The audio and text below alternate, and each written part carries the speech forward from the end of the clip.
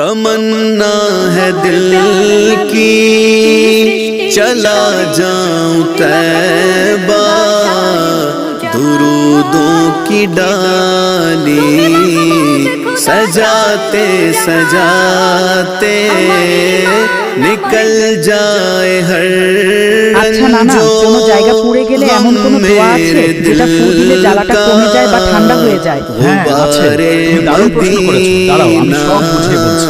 আগুন বা গরম তেলে পুড়ে গেলে এই দোয়াটা পড়লে সঙ্গে সঙ্গে ঠান্ডা হয়ে যাবে। দোয়াটি হলো কুলনা ইয়া নারু।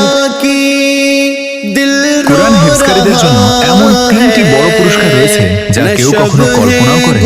আপনি কি জানেন কিয়ামতের দিন হাফেজে কুরআনদের সাথে কি ঘটবে? 1, মাথায় নূরের মুকুট। রাসূলুল্লাহ সাল্লাল্লাহু আলাইহি ওয়াসাল্লাম ইরশাদ করেছেন, যে ব্যক্তি কুরআন হিফজ করবে কিয়ামতের দিন তার বাবা মাকে এমন একটি নূরের মুকুট পরানো